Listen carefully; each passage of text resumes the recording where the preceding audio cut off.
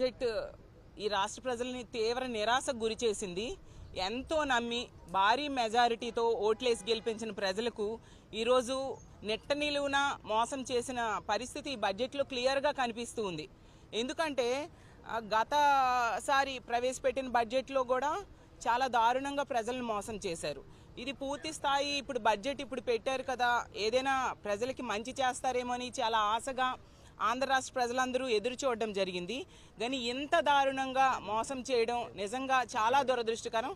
ఈరోజు ఆంధ్రప్రదేశ్ రాష్ట్రంలో రైతులకు మోసం చేశారు, మహిళలకు మోసం చేశారు, నిరుద్యోగులకు మోసం చేశారు, ఉద్యోగులకు మోసం చేశారు.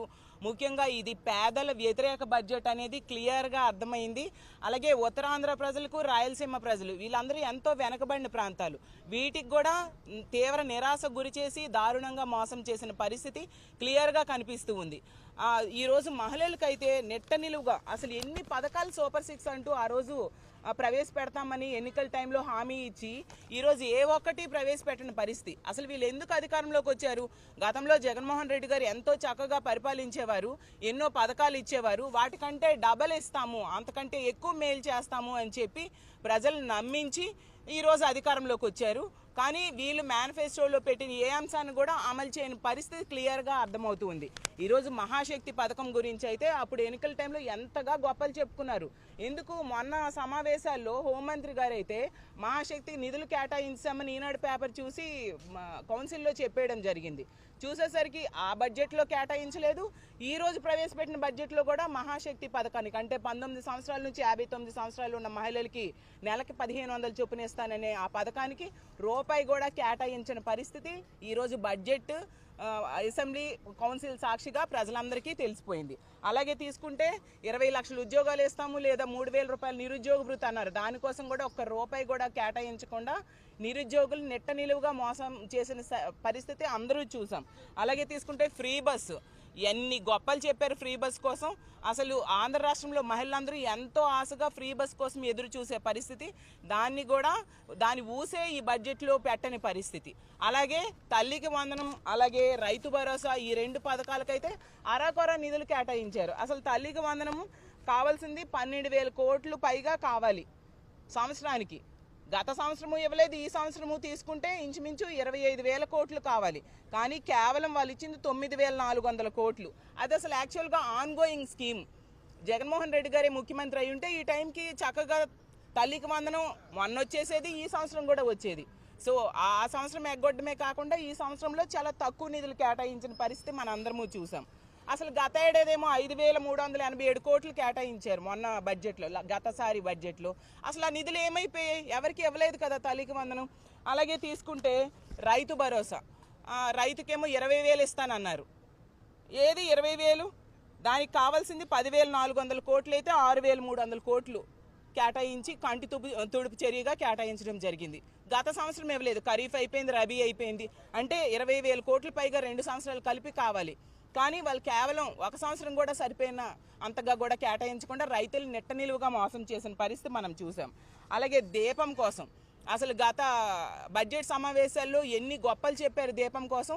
తీసుకుంటే 1,55,00,000 మంది ఎల్పిజి గ్యాస్ సిలిండర్స్ ఉన్న వాళ్ళు ఉన్నారు. కానీ 90 లక్షల మందికే కుదించేయడం జరిగింది. అంటే ఎంత దారుణంగా ప్రజలు మోసం చేశారో అర్థం చేసుకోండి. దానికి కూడా 4,000 కోట్లు అవసరమైతే ఈ బడ్జెట్లో 2,601 కోట్లు కేటాయించడం జరిగింది.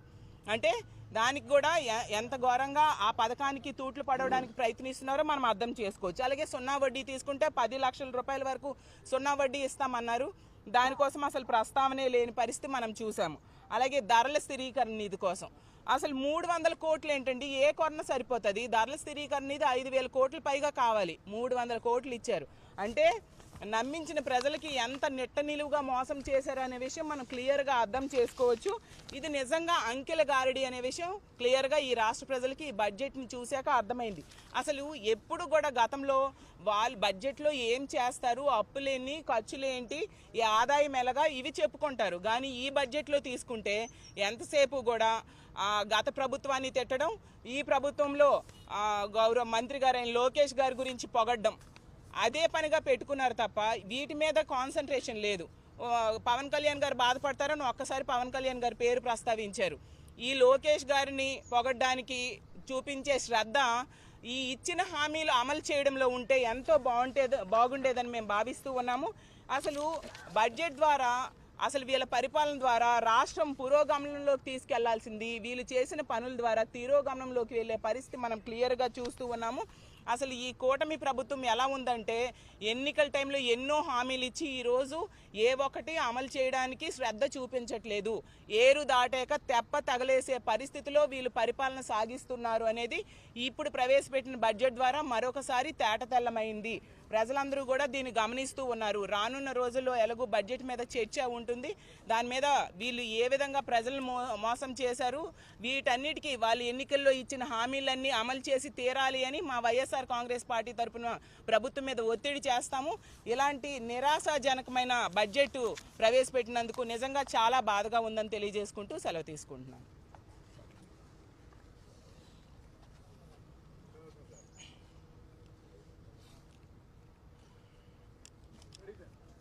ఆల్మోస్ట్ ఈరోజు బడ్జెట్ సంబంధించినటువంటిది మీరంతా కూడా కవర్ చేస్తున్నారు. ఇప్పుడు మా పార్టీ సభ్యులైనటువంటి అందరూ కూడా ఈ సంక్షేమ పథకాల్లో ఏ విధంగా ప్రజలు మోసగించబడ్డారన్నది స్పష్టంగా కూడా తెలియజేయడం జరిగింది. కొన్ని పథకాలు అయితే ప్రధానంగా ఆడబిడ్డ నిధి సంవత్సరానికి 18,000 రూపాయలు ఇస్తారన్న దాని గురించి కనీసం అసలు మెన్షన్ కూడా చేయలేదు. అసలు ఈ సంవత్సరం కాకుండా నెక్స్ట్ ఇయర్ నుంచి అయినా ఇస్తామని కానీ దాని గురించి ఎక్కడ కూడా ప్రస్తావన చేయలేదు. అదే జగన్మోహన్ రెడ్డి గారు అయితే దానికి చాలా వాల్యూ ఇచ్చినారు. అంటే ఇంచుమించుగా 18,500 రూపాయలు సంవత్సరానికి ఇవ్వడం కానీ, వారికి ఉన్నటువంటి డ్వాక్రా లోన్స్ని క్యాన్సిల్ చేయడం కానీ, వీటన్నింటినీ కూడా అనేక పథకాలు మహిళల కోసం చేపడితే ఈరోజు కనీసం దాని గురించి ఊసి కూడా లేదు. సో ఇలా మిగిలినటువంటి పథకాలలో కూడా చాలా విపరీతమైనటువంటి కోతలు కూడా విధించినారు. సరే, నేను దాని గురించి ప్రస్తావనకు పోవట్లా. నేను ప్రధానంగా ఏం చెప్తానంటే, మొన్నటి ఎలక్షన్స్లో అంటే వీరు 1 సంవత్సరం క్రితం ఎలక్షన్స్కి వెళ్ళినప్పుడు ప్రధానంగా ఎంప్లాయీస్ని అన్ఎంప్లాయీస్ని బాగా క్యాష్ చేసుకున్నారు. వారికి చెప్పినటువంటి అబద్ధాలు మోసాలు ఈరోజు అన్నీ కూడా ఎక్కడ కూడా ఒక్కటి కూడా అమలు పరిచే విధంగా వీళ్ళు ఎక్కడ కూడా కనిపించట్లా. జగన్మోహన్ రెడ్డి గారు ఆ రోజు 2019లో ఫస్ట్ సంతకంగానే అంటే మొట్టమొదటి క్యాబినెట్లోనే ఐఆర్ ప్రకటించినారు. 27% ఐఆర్ ప్రకటించినారు. సో ఆ విధంగా తర్వాత పీఆర్సీలో కొంత కోవిడ్ వల్ల 23% పీఆర్సీ పెట్టినప్పటికీ కూడా ఎక్కడ కూడా ఎంప్లాయీస్ అందరికీ కూడా ఒక హ్యాపీగా ఉండేటట్టుగా మొదట్లోనే ఐఆర్ ప్రకటించడం కానీ వారికి శాలరీస్ అన్నీ కూడా అలా ఇవ్వడం కూడా జరిగింది. అయితే ఈ ప్రభుత్వం మొట్టమొదటిగా ఏం చెప్పారు, మొట్టమొదటిగా రాగానే ఇంకా బెటర్ ఐఆర్ ఇస్తామని చెప్పినారు, లేదా పీఆర్సీ ప్రకటిస్తామని చెప్పినారు. కానీ అంటే అందరూ కూడా ఎంప్లాయీస్ ఎక్స్పెక్ట్ చేస్తున్నారు కనీసం 30% అయినా ఐఆర్ ప్రకటిస్తారు అని. ఇప్పుడు సంవత్సరం రోజులైంది, ఎక్కడ కూడా గత సంవత్సరంలో ఈ ఐఆర్ గురించి కానీ పీఆర్సీ గురించి కానీ ఎక్కడ కూడా మెన్షన్ చేయాలి. ఈ రోజు బడ్జెట్లో కూడా ఎక్స్పెక్ట్ చేస్తున్నాం దాని గురించి ఎక్కడైనా కూడా మెన్షన్ చేస్తారేమో, ఐఆర్ అన్నా ప్రకటిస్తారేమో, లేదా కనీసం పీఆర్సీకి సంబంధించి ఒక కమిటీ అయినా వేస్తారేమో. అంటే పీఆర్సీ ఉన్న కమిటీని కూడా రద్దు చేస్తున్నారు ఈ గవర్నమెంట్ రాగానే. కనీసం కొత్త కమిటీ అయినా వేస్తారా లేదా అనేది కూడా చూసాం. కానీ గవర్నమెంట్ ఎంప్లాయీస్కి సంబంధించి ఎక్కడ కూడా ఒక చిన్న ఊరట కూడా వాళ్ళకి లభించకపోగా ఈరోజు ఎంప్లాయీస్ అంతా కూడా చాలా వరకు ఆతృతగా చూస్తున్నారు. వారందరినీ కూడా నిరుత్సాహపరచడం జరిగింది. అలానే ఎంప్లాయీస్ గురించి అయితే చెప్పనక్కర్లా. కొత్త ఎంప్లాయ్మెంట్ అంటే మెగా డిఎస్సీ అని చెప్పినారు. సుమారుగా 5 లక్షల మంది ఈరోజు రోడ్డు మీద ఉన్నారు. అంటే వాళ్ళు ఏదో ప్రైవేట్ ఎంప్లాయీస్గా ఎక్కడో దగ్గర పని చేసుకుంటా ఉంటే వాటన్నిటిని కూడా డ్రాప్ చేసుకొని ఈ కోచింగ్స్ పేరిట ఈరోజు సంవత్సరం నుంచి వాళ్ళు ప్రిపేర్ అవుతా వాళ్ళ కుటుంబాలన్నీ కూడా ఇబ్బంది పడే పరిస్థితి ఉంది. మరి అది కానీ ఇంకా మిగతా ఎంప్లాయ్మెంట్ ఎక్కడైనా కూడా జనరేట్ చేస్తామని కానీ ఎక్కడ కూడా దాని గురించి మెన్షన్ కూడా చేయని పరిస్థితి ఉంది.